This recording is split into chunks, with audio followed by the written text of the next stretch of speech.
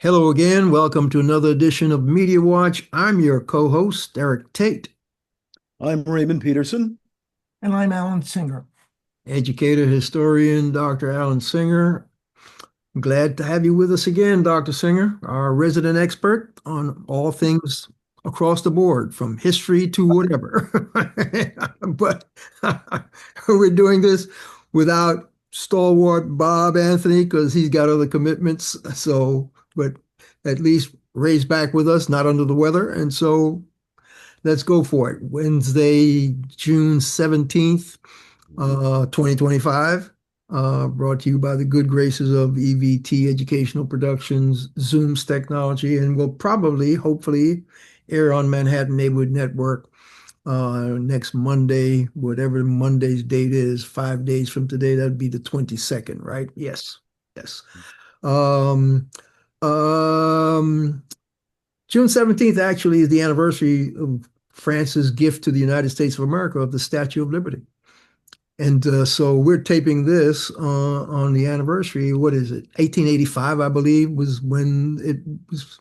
1883. 1883. Okay. Thank you. I wasn't quite sure. I knew it was right around there sometime, but folks don't, because our historian says 1883. If somebody else comes up and says 1885, at least we're in the ballpark. But anyway, my thinking is all our personal liberties are under threat by this current fascist administration that's causing all kinds of problems across the globe and in the country.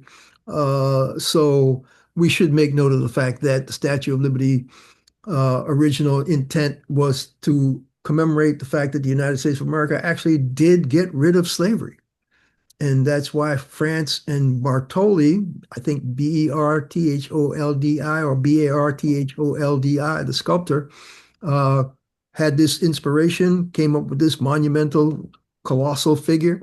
I believe his mother may have been the model for it, for those features that you see. Don't hold me to that, but something I read many years ago tells me it might have been his mom. But yeah, and it was because they were happy to help us celebrate the fact that we'd finally gotten rid of Africans being enslaved in this country, and we'd fought a civil war to make that happen. And the North was successful, and so Eric, we should add this week, Thursday, is also Juneteenth. yep. And again, Juneteenth, 1865, is when enslaved Africans in Texas were finally freed. Yes, because those Texas slaveholders did not want to abide by the law.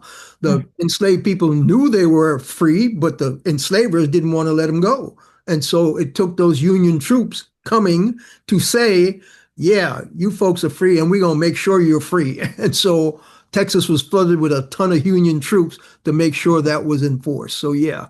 So, with that as a backdrop, let's segue back to the fact that this past weekend, it'll be a week away from when this show airs.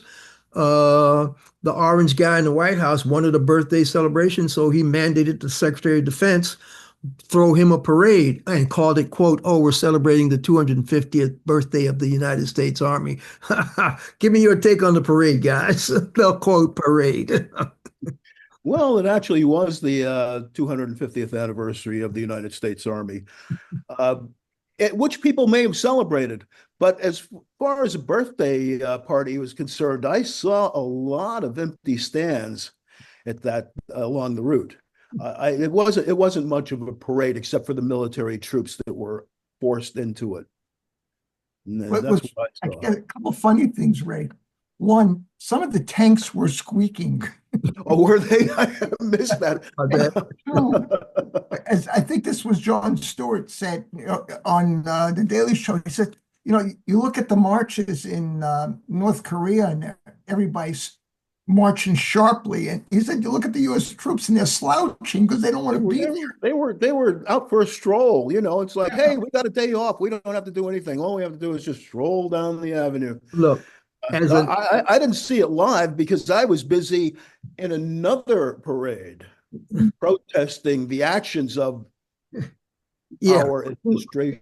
we shall segue to that. My take on all the different little video clips that I saw, where only a few of them showed these guys actually in sync, in step, marching properly. The rest of it seemed to be strolling. There were folks interpreted as those guys were so angry about the treatment they had where they rushed them in. They weren't fed properly, they weren't housed properly, and they really didn't want to be there to begin with. So basically, they weren't in any mood to actually be precision sharp because they know how to march precision when they want to. And then other people said, nah, that was a deliberate silent protest on their part. It wasn't because they was angry. They just said, we ain't participating in your king parade to honor yourself.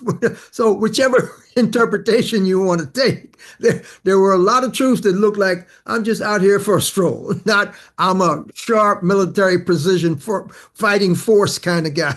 So, but Fox Fake News called the Trump birthday celebration a beautiful celebration of America, a quote, and quote, no better time to come to DC. But our march in Manhattan, all across the country, with 200 million people participated, they described as an utter failure. Okay, all right. So now the reports that I've been seeing about the parade were poo-pooing the fact that Trump's PR person was saying 250,000 people were out at the parade, and everybody's laughing at that and saying, well, maybe there were some people out there, and nobody even wanted to hazard a guess at how many people because it was so sparsely attended. But what I did hear, Alan, and what I did see snippets of shots of, I think, 2,000 protest demonstrations to counteract Trump's birthday parade, was that there were close to what? 2 million? Millions. There were millions. Millions? 2 million people? Yeah, I've seen varying accounts. Yeah, it was in the millions. It definitely Total them all up. And so the quote pushback was truly sending a message. And the slogan of the protest was no kings. Okay. No kings. And they came out in force to send that message. And I saw a report that said the orange guy was so pissed at the way his parade went off, he was reaming the Secretary of Defense, Hegseth. Well, maybe he'll fire him and put somebody else in charge. Yeah, right. Who knows how to run a parade? That'd be our dream. You can hire the people who ran our parade. Yeah. Great. You were there. What was your experience like? My experience? Yeah. Oh, it was a celebration. At one point, I thought, wait a minute, we're supposed to be protesting, but we're like really everybody's having a good time. Pretty much. I don't know if we were supposed to be having a good time, but we were. And people were, it was so crowded. It was so crowded. If you found yourself in the middle of it, you couldn't move. The only thing that would move you was the mass that was moving along. You didn't have to walk because you'd just be dragged along. It was incredible. But it was, as I say, it seemed there were serious people with serious messages, absolutely. But in general, a good time was had by all. So Alan, what you were saying about Fox, about their interpretation, which basically was just another Fox outright lie. They didn't even cover the parade, the protest march. Yeah. It didn't happen. Yeah. Okay. So that lie by omission. Okay. Lie by omission. Okay. Now, I marched story. Yeah. with my grandson and his girlfriend, and my friend Pablo and Evelyn. They brought their 9 and 6-year-olds. So there were kids and posters. Everybody made their own signs.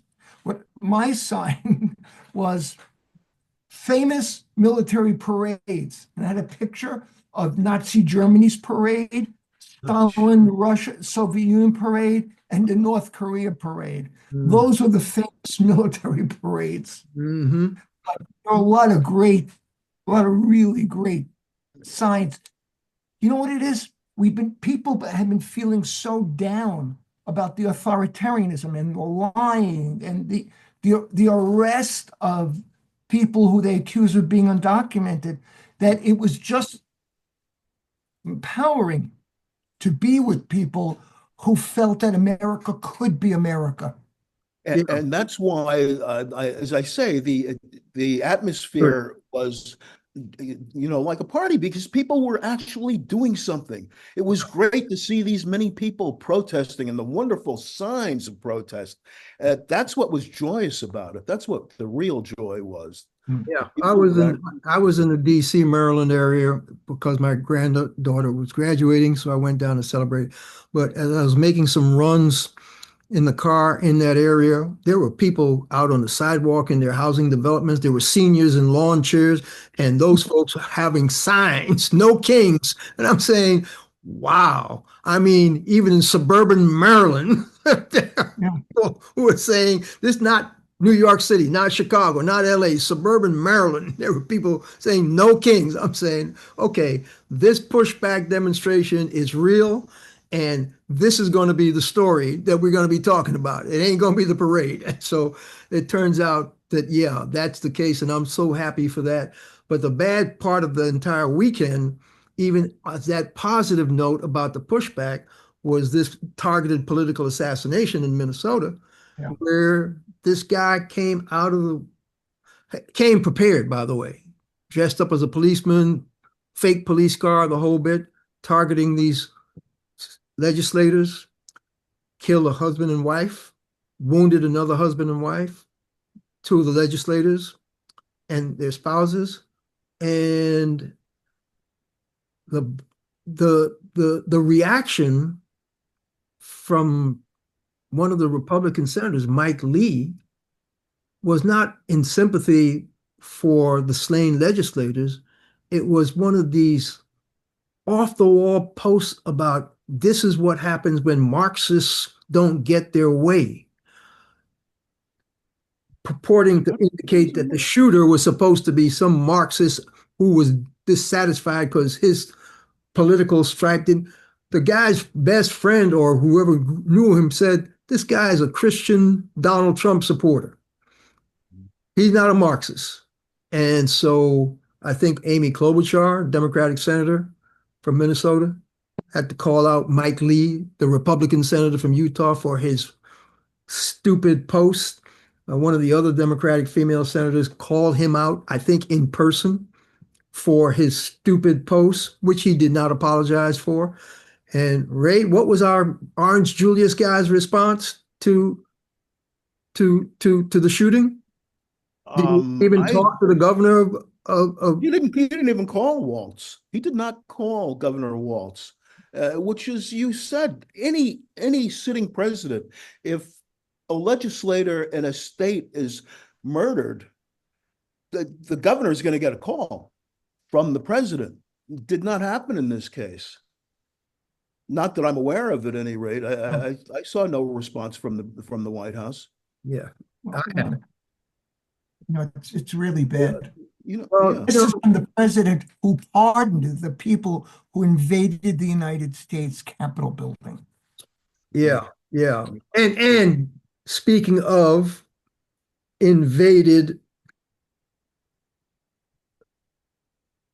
not an invasion, but a Democratic senator from the state of California visited a news conference being held by the Homeland Secretary, Christi Noem, tried to ask a question about what the policy was that they were supposedly enforcing in their ICE crackdown.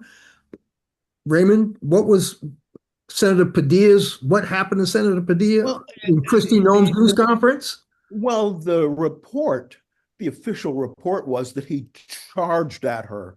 Now, I didn't see the full video. The video that I saw, he was already in the process of being pulled out of the room.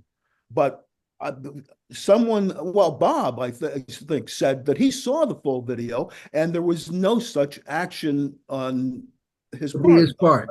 Yeah.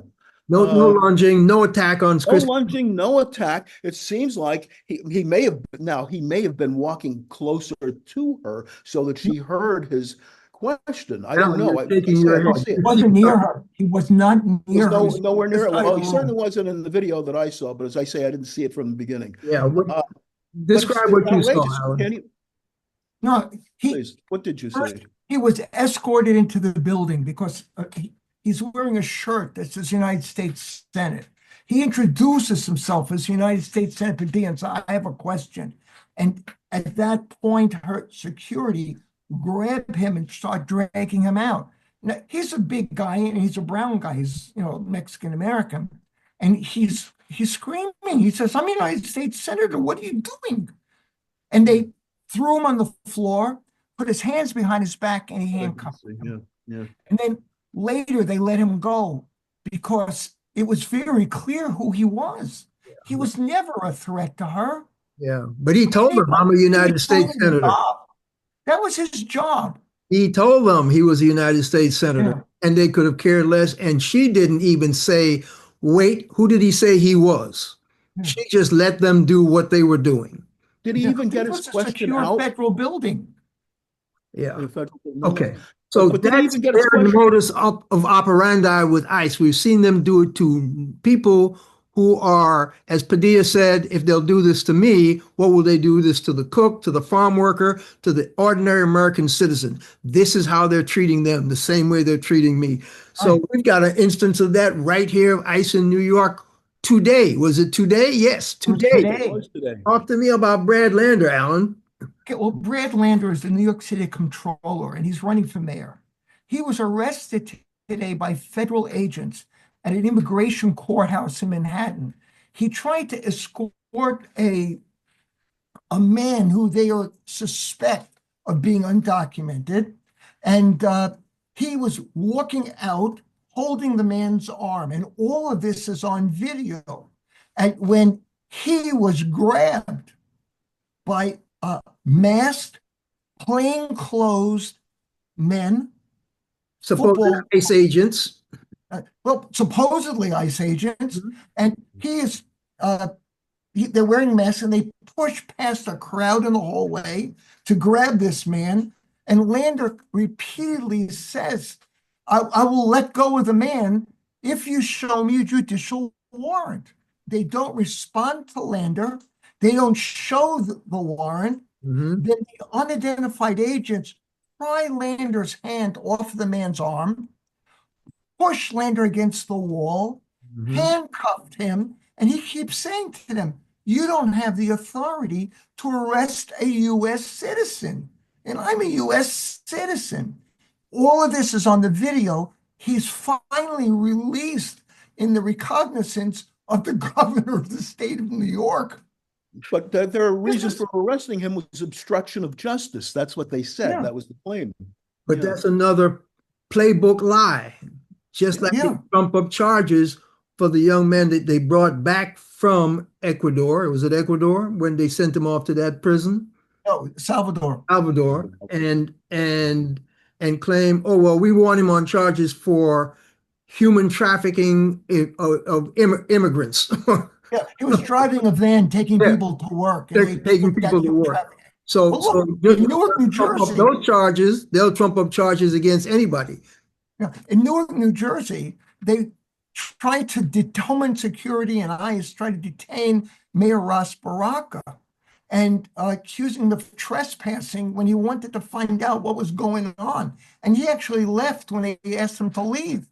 Well, while they're trying to grab him and push him and stuff, Congress Representative LaMonica McIver, she gets involved in the scruffle, and now they've arrested her with a three-count indictment, accusing her of impeding and interfering with federal officers, trying to stop them from manhandling the mayor of the city.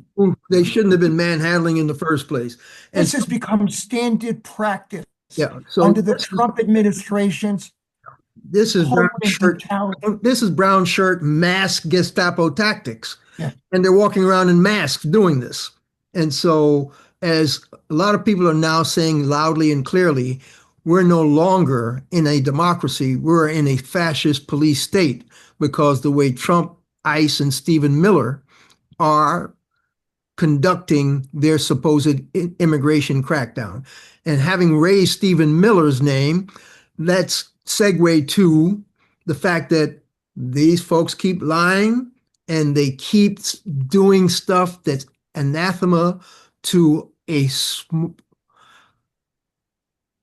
proper functioning democracy with any humane treatment for individuals. And so former ABC News correspondent Terry Moran posted something on one of those social media platforms. And what he posted, if memory serves me correctly, was the fact that Stephen Miller, Trump's deputy chief of staff or whatever his title is a known hater or something to that effect. Richly endowed with the capacity for hatred. He There you go. eats his hate. It's his spiritual nourishment. That's the quote. Excellent quote. Yeah. Excellent quote. And because of that, Terry Moran's contract was summarily, first he was suspended, and then the announcement came out of ABC News that they were not going to renew his contract. One of the pundits said, gee, I wonder what happened to Terry Moran. Maybe he was influenced by having seen the CNN broadcast of Good Night and Good Luck, and he was trying to go back and relive the Edward R. Murrow days. Maybe that's why he tweeted what he tweeted, said what he said. Those were the reflections. I think somebody did an interview with Terry Moran. He says, no, I knew what I was tweeting. I'm a journalist. I've seen what's been going on, etc. I'm paraphrasing. And what I felt was accurate was what I tweeted. And after I tweeted, Just interviewed Trump on the air. Yeah, I said what I knew to be correct and what I felt was true. So yeah, I let it go. And so the fallout from it, of course, we've seen. He's no longer at ABC. I think he's now got a column on Substack. Yes. ABC was not going to renew his contract, was going to be up in 3 weeks anyway. And so I guess they're now negotiating a severance package because in a more recent interview, he said they had an oral agreement about renewing my contract for 3 more years. They have now reneged on that oral agreement since it wasn't in writing. So I guess now it's going to be a determination of how much are you going to pay this man to let him go, since he might take you to court for reneging on a deal. Yeah. So he had just interviewed Trump. And so what he is calling Trump and Miller haters, it's because he was speaking with them. And, it's about time we stop pretending that Trump is normal and the news presents Trump as if somehow he makes sense. Yeah, you're right. But you know what strikes me about this as well is that those were his personal comments, not on air. He didn't do that as a news report. These are his personal. Sorry, I'm thinking. Depending on the contract, Ray, you know how these contracts. Contract, and I don't know what a contract looks like today. It's probably got. Well, back in the days when we were working for ABC News, you knew they had clauses in there about certain behavior. But your opinion, your personal opinion was your own. Yeah. But you put it on air. But you know how they write contracts, and so I would have been arrested a long time ago. Let me tell you, if that's true. You mentioned the good night and good luck, George Clooney way about we should get into that a little bit, depending on how much time we got. We got a little over 3 minutes. Okay. I watched it on TV. I couldn't afford to go to the live production. I think the tickets were about $1,000 a piece. But the play is about Murrow really going after challenging Minnesota's Republican Senator Joseph McCarthy, who was making unsupported accusations that communists had infiltrated and controlled the federal government. Yeah. And McCarthy was a real threat to democracy in the United States. Another Red Scare fascist. Yes. Well, that's the thing. As you watch the play, you say, well, this is 1950s. This same thing is happening today, 75 years later. And Trump is even more scary because McCarthy was a senator. Trump has much greater power to do damage because he's president of the United States. Yep. So there was this big discussion with Jake Tapper and those folks about how things aren't good these days. And what was it? Brett Stevens, what was his take about no parsing between commentary and news? But Yeah, I'm not a Brett Stevens fan. yeah, You but know, Brett Stevens came out just this week cheering for Netanyahu's war on Iran and expanding the war but in the Middle East. But Brett Stevens was complaining that there's that we're blurring the line between news and commentary and analysis. But the reality is that when the news coverage is done, they have to make a decision about what's important to include. They have not been focusing on Trump's inability to make a coherent statement, which is an early sign of dementia. They went after Biden on that, but they are not going after Trump. At the U.S. Military Academy, the Army at West Point, in a speech to graduates, he rambled on about the problem with trophy wives. And this erratic behavior, that's news. And they're scared.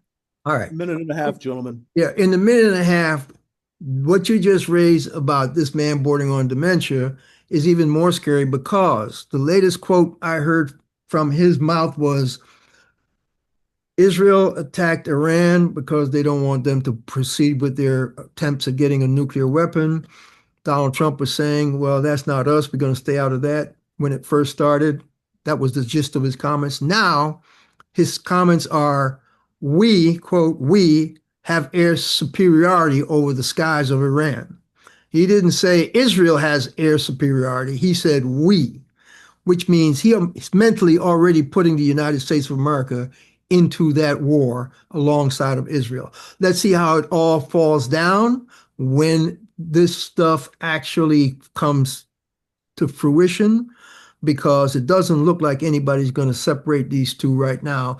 And Donald Trump now seems to want to go to war with Iran. When somebody Right. says we have air supremacy 30 over the seconds. skies, then that's it. So we're about out of time, Ray? We're 25 Okay. minutes, 25 seconds. All righty. This has been Media Watch, folks. I'm your co-host, Eric Tait. I'm Raymond Peterson. I'm Alan Singer. Thanks again, Dr. Singer. And catch us on YouTube, Media Watch EVT. And we'll catch you the next time, folks. Stay safe. Thank you. Good night and good luck. Good night and good night. Boing, boing, boing, boing. Thank you. I think we've been long out of time. No, yeah, we just did it. We made it. Yeah, no, we were fine. That boing, boing, boing was the timer ending. Okay. I guess we're going to hit stop record. We almost got it all in. It was actually it's a pretty good show, I think. You had extra time at the beginning, Eric, I think. Yeah, and you had extra time at the beginning. I tried.